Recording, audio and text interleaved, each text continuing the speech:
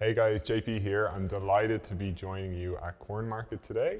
And what I wanted to talk to you guys today is about sleep.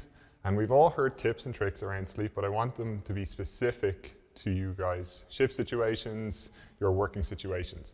And the two sides of it I want to talk about is one around temperature and one around light. So let's jump into it and talk a little bit about temperature. So in order for you guys at night to fall asleep, we need a drop in temperature. Heat and sleep are not a good couple. So how do we do that? Well, first, when you're watching this right now, I can imagine your core temperature is probably a little bit elevated compared to what it needs to be to fall asleep.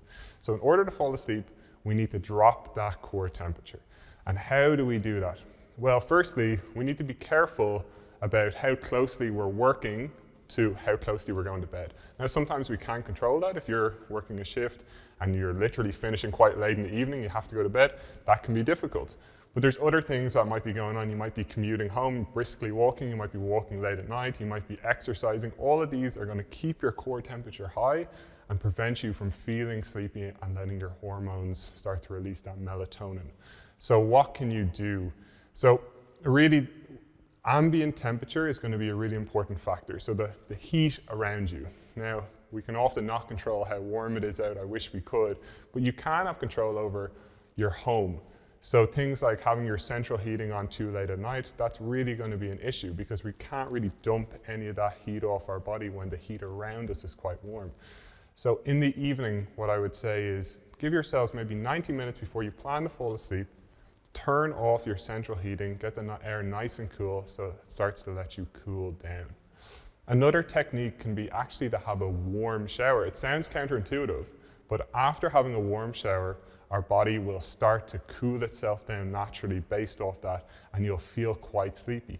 We often feel this when you go on a spa or something like that. You get into a jacuzzi and getting out of it, you feel sleepy and relaxed, and that's literally your body cooling itself down after that warm exposure.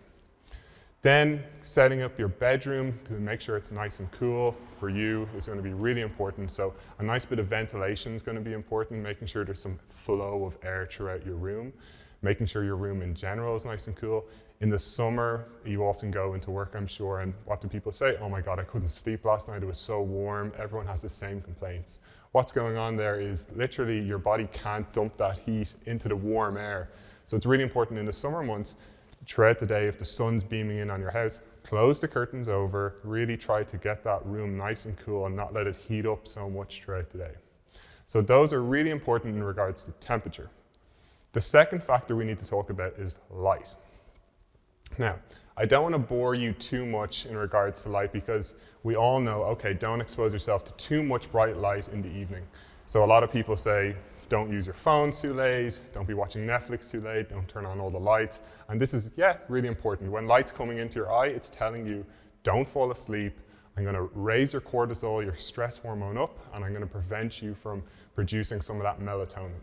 And we all know that, so I don't want to kind of talk too much about that. The part that we don't often talk enough about is how important bright light is in order to get sleep at night.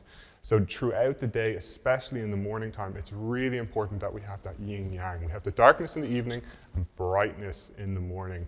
So it's really important to get out, get some fresh air.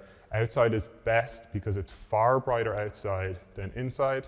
And if you're working shift patterns, things like that, something like a SAD lamp, where we're getting that really bright exposure, can be great at just setting up your hormonal system for a really good sleep later that night. So think about those two things, temperature and light, and hopefully you're going to get yourself a better sleep tonight. Thank you.